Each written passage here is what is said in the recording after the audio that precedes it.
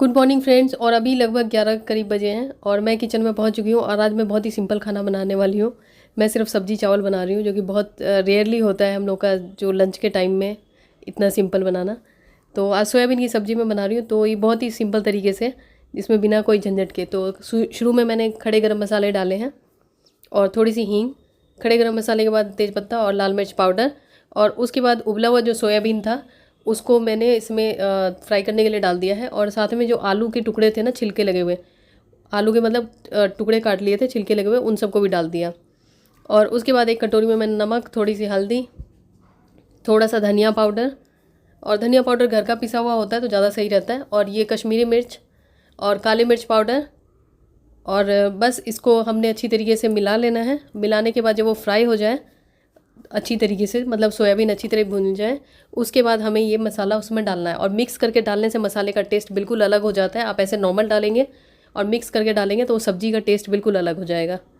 तो इसके बाद हमने इसको ढक देना है। और आलू जो मैंने इसको उबाले थे, बिल्कुल हल्के उबाले थे, और उसके बाद टमाटर डाल दिया मैंने। और आलू मतलब बर्तन में उबाले थे, कुकर में नहीं उबाला था मैंने, सोयाबीन के साथ ही आलू उबाले थे सॉसपेन में। और सब्ज़ी कुछ इस तरीके से लगभग पक चुकी है। और इसमें अब ग्रेवी वाली बनानी है, लेकिन उससे पहले थोड़े से मटर डाल रही हूँ, क्योंकि मटर देख के यश को खुशी होती है, इसलिए मैंने सोचा मटर भी डाल देती हूँ। क्योंकि वो कह रहा था मटर बनाओ मटर, तो मैंने कहा चलो ठीक है। सोयाबीन कमल जी बोल रहे थे तो फिर दोनों का हो जाएगा एक पे ही। तो वैसे मैं सोच रही थी खिचड़ी बनाने का, पर इन लोगों ने कहा नहीं सब्जी चावल बनाओ। मैंने कहा चलो ठीक है। उसके बाद सब्ज़ी अच्छी तरीके से उबाल आ चुका है, पक चुकी है। उसके बाद इसमें मैं डाल रही हूँ घर का पिसा हुआ गरम मसाला। और अगर आप जैसे प्याज लहसुन वगैरह नहीं खाते हैं तो भी आप ये सब्ज़ी बना सकते हैं, बहुत टेस्टी बनती है। और थोड़ा ज़्यादा झंझट करके बनाना चाहते हैं वो भी बना सकते हैं। और उसके बाद धनिया पत्ता, जो कि बहुत बड़े बड़े काट के डाले हैं मैंने इसमें। खैर इसमें मिक्स ही हो जाएंगे, कौन मुझे सर्टिफिकेट देने वाला है कि धनिया पत्ता सही से नहीं काटा। तो सब्ज़ी हमारी बनके तैयार हो गई है। बस अब मैं जल्दी जल्दी से इन लोगों को दे देती हूँ। और ये छाछ है, और ये जो कप है ये तो इतना बड़ा है ना कि एक पैकेट छाछ ये इतना हो रहा है। Welcome back friends. और आज मुझे लग रहा है काफ़ी टाइम बाद हम लोग बात कर रहे हैं। तो अभी अपने लाइफस्टाइल में मैंने कुछ चीज़ें चेंज करी हैं। सबसे पहला तो जो मुझे मतलब सबसे ज़्यादा जिससे फ़र्क पड़ा है वो है कि मैंने जो डिनर का टाइम है वो बिल्कुल मतलब स्ट्रिक्ट कर लिया है कि मुझे 6 बजे के बाद, 6:30 बजे के बाद नहीं खाना, मतलब सनसेट के बाद नहीं खाना। और इस चीज़ से मुझे काफ़ी ज़्यादा फ़र्क पड़ा। और 2020 के बाद से ही मुझे कई तरह की प्रॉब्लम्स आ गई थी, जैसे स्लिप डिस्क हो गया था, उसके बाद मसल में पेन, बॉडी में पेन, मतलब अलग अलग तरह की प्रॉब्लम्स, मतलब अनलिमिटेड प्रॉब्लम्स आ गई थी। तो मैंने और भी बहुत तरह की चीज़ें अप्लाई की अपने ऊपर, जैसे अपने कुछ खाने पीने में चीज़ें चेंज करी, और भी बहुत तरह की चेंज करी। लेकिन मुझे सबसे ज़्यादा इफेक्ट इसका लगा। और दूसरा मैंने स्टार्ट किया है अपनी बॉडी की रिक्वायरमेंट के हिसाब से, या जो चीज़ मेरी बॉडी को रिक्वायर्ड है, या जिस चीज़ की डेफिशिएंसी है मेरे बॉडी के अंदर, वो सप्लीमेंट लेने का, या कह लीजिए कि हमारे जो फूड में जो चीज़ की डेफिशिएंसी है उसको कॉम्प्लीमेंट करने का। तो मैं अभी कुछ टाइम से एक्सनारा का सप्लीमेंट या कॉम्प्लीमेंट कह लीजिए ये यूज़ कर रही हूँ, जो कि मेरे अकॉर्डिंगली डिज़ाइन हुआ है, जो कि मेरी रिक्वायरमेंट के हिसाब से कि मुझे किस चीज़ की ज़रूरत है मेरी बॉडी में, उस टाइप से ये डिज़ाइन किया गया है। तो पहले मैं बता देती हूँ आपको कि ये क्या चीज़ है। हमें पर्सनलाइज न्यूट्रिशन या सप्लीमेंट की क्यों ज़रूरत होती है। जैसे कि हम सबकी बॉडी एक दूसरे से अलग होती है, अलग अलग रिक्वायरमेंट होती है, और हमारी बॉडी में अलग अलग डेफिशिएंसी होती है। किसी को किसी चीज़ की प्रॉब्लम होती है, किसी चीज़ की कमी होती है। लेकिन हम जैसे मार्केट में अपने हिसाब से अगर कुछ खरीदने जाते हैं सप्लीमेंट, तो हमें ये नहीं पता लगता कि हमें क्या हमारी बॉडी में डेफिशिएंसी है, और हमें कितना खरीदना चाहिए, मतलब कितना लेना चाहिए, और कब तक हमें लेना चाहिए। तो हम अपने हिसाब से कोई भी सप्लीमेंट लेके आ जाते हैं जो हमें लगता है कि हमें लेना चाहिए, और हो सकता है वो हमारी बॉडी के लिए वो चीज़ रिक्वायर्ड ना हो और हमें सूट ना करें। तो इसीलिए पहले मुझे भी यही लगता था कि सप्लीमेंट सही चीज़ नहीं होती है, नहीं लेना चाहिए। लेकिन जब मैंने एक्सटारा ट्राई किया, ये मैंने मेरी फ्रेंड से सुना था इसके बारे में, तो जब मैंने ये ट्राई किया तो मैंने पूरा डिटेल में उनकी वेबसाइट पे देखा। तो ये लोग एक तरह से मतलब पूरा डिटेल क्वेश्चंस होते हैं आपके बारे में, पूछते हैं जैसे कि आपका कैसा लाइफस्टाइल है, आप क्या खाते हैं, आपकी हाइट कितनी है, और भी बहुत तरह की, अगर आपको कोई हेल्थ कंडीशन है, मतलब ओवरऑल आपका पूरा वो ले लेते हैं डिटेल्स, जिससे कि उन्हें ये समझ आए कि आपकी बॉडी में किस चीज़ की डेफिशिएंसी है और आपके लिए क्या चीज़ रिक्वायर्ड है। फिर उसी हिसाब से आपका जो न्यूट्रिशन होता है वो प्लान करते हैं, डिज़ाइन करते हैं, फिर आपको भेजते हैं। तो मुझे ये चीज़ काफ़ी अच्छी लगी कि मेरी बॉडी टाइप के हिसाब से, मेरी बॉडी की रिक्वायरमेंट के हिसाब से, जो चीज़ मेरे अंदर डेफिशिएंसी है उस हिसाब से मेरा जो न्यूट्रिशन का प्लान है, न्यूट्रिशन का जो पैक है वो डिज़ाइन हो, ताकि उसे अगर मैं लूँ तो मुझे उसका रिजल्ट 100% मिले। तो इसका मुझे सबसे अच्छा ये लगा कि एक तो ये लोग न्यूट्रिशन का तो आपको भेजते ही हैं ये पैकेट, उसके साथ साथ जो आपको लाइफस्टाइल में क्या चेंजेस करने हैं, कैसे आपको अपनी दिनचर्या में चेंज करना है जिससे कि आप अपनी लाइफ को और बेटर बना सकें और अच्छी हेल्थ पा सकें, वो सारा भी आपको डिटेल्स ये प्रोवाइड करते हैं। एक तरह से हम ये कह सकते हैं कि जो भी हमारी बॉडी के अंदर डेफिशिएंसी है वो तो कवर होगी, साथ में हमारे आगे के लिए भी जो लाइफस्टाइल का प्लान ये लोग देते हैं उस हिसाब से अगर हम फॉलो करते हैं तो हम आगे भी हेल्दी रहेंगे। जैसे मेरा ही कॉम्प्लीमेंट का पैक है, तो इसमें ये पर्सनली मेरे लिए डिज़ाइन हुआ है और जैसे अब मुझे रिक्वायर्ड होगा जो चीज़ मेरी बॉडी को, उस हिसाब से डिज़ाइन किया गया। इसमें न्यूट्रिशन का पैक है और दूसरा है प्रोबायोटिक्स का। तो प्रोबायोटिक्स हमारे हेल्थ के लिए बहुत ज़्यादा रिक्वायर्ड होते हैं, जैसे कि हमारा जो भी इम्यून सिस्टम होता है, हम कैसा सोचते हैं, हम कोई काम कितनी एफिशिएंसी से कर पाते हैं, सारा कुछ डिपेंड करता है हमारी गट हेल्थ या हमारे डाइजेस्टिव सिस्टम पे। तो अगर हमारा डाइजेशन सही नहीं है या हमारी डाइजेस्टिव सिस्टम सही नहीं है तो सबसे बड़ी बात है कि हमारा मूड उखड़ा हुआ रहता है, इम्यूनिटी वीक रहती है, बहुत और तरह की प्रॉब्लम्स हो सकती हैं, क्योंकि एक हेल्दी बॉडी के लिए एक हेल्दी गट जरूरी है।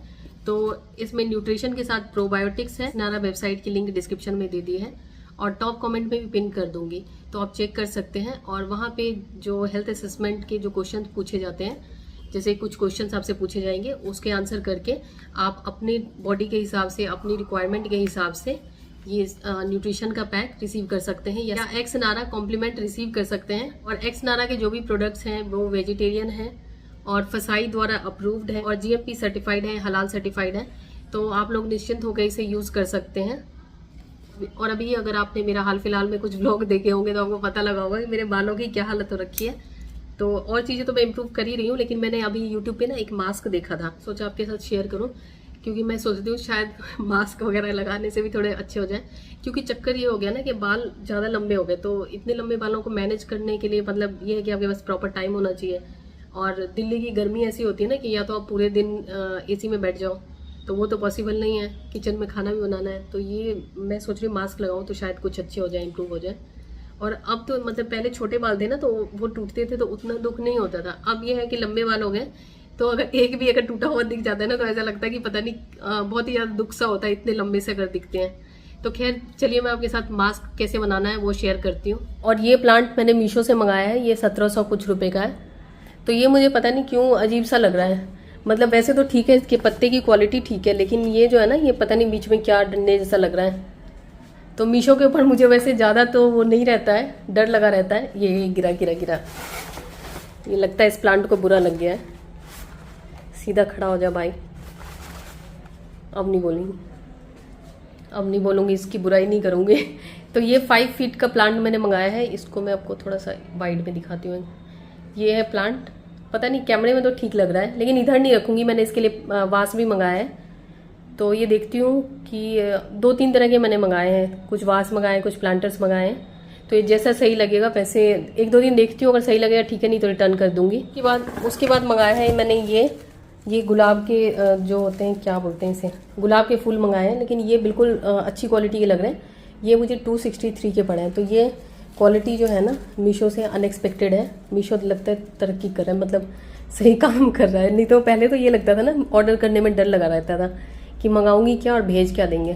तो ये मुझे अच्छा लग रहा है, ये 5 में से 5 नंबर वाला है ये, मतलब क्वालिटी बहुत अच्छी है और लीव्स वगैरह बिल्कुल नेचुरल लग रहे हैं, रियल लग रहे हैं, और रोज़ भी बिल्कुल रियल लग रहा है।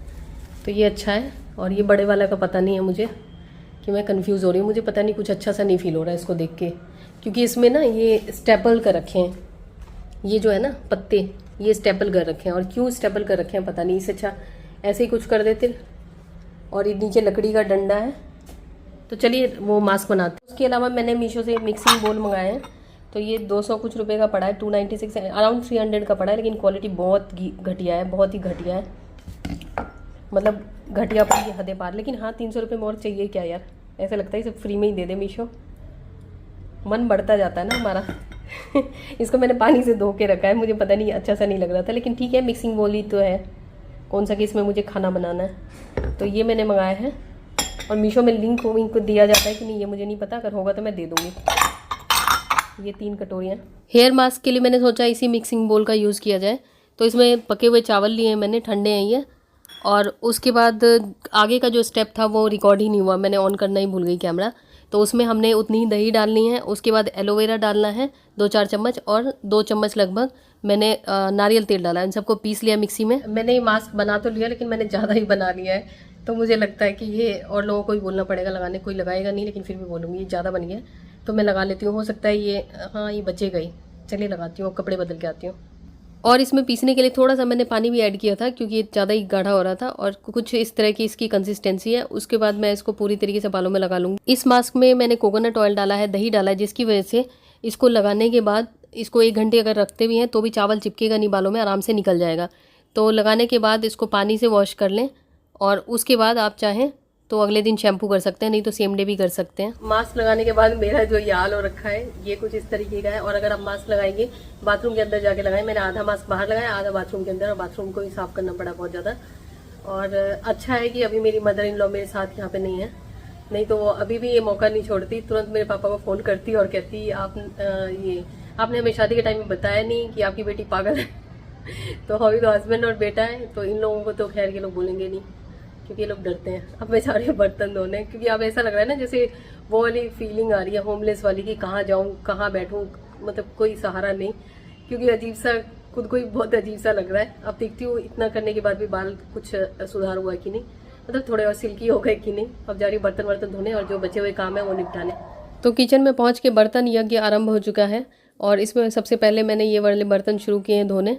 उसके बाद बाकी के बर्तन धोऊंगी, तो इनको पहले अलग से धो लेती हूँ मैं, जूठे बर्तनों को, और फिर उसके बाद जो खाना बनाने वाले बर्तन होते हैं उनको अलग से धोती हूँ। पानी से सर धो लिया मैंने, और कपड़े भी चेंज कर लिए। और अभी आपको मेरे बाल सूखे हुए लग रहे हैं, तो खुश होने की ज़रूरत नहीं कि इतनी जल्दी बाल सूखते हैं। ये मैंने कूलर के आगे बैठ के सुखाए हैं, कूलर को बिना पानी के चला के उसके आगे सुखाए हैं, क्योंकि मैंने सोचा ड्रायर यूज़ करूँगी तो उससे मेरे बाल और ख़राब होंगे।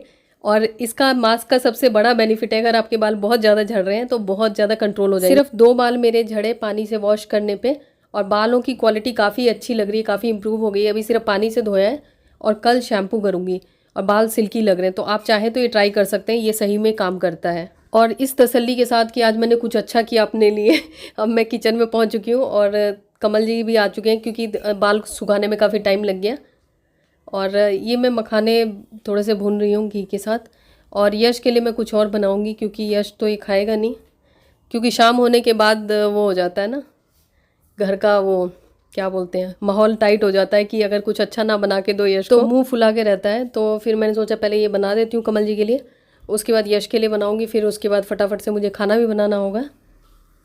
और बस ये चाय यश और कमल जी के लिए है, तो हम चाय ग्रहण नहीं करते हैं, हमने चाय से त्याग दे, क्या बोलते हैं, हमने चाय को छोड़ दिया है। तो ये है इन लोगों का। और यश के लिए मैंने पास्ता बनाया, और ये बहुत अजीब पास्ता बनाया, लेकिन उसे बहुत अच्छा लगा।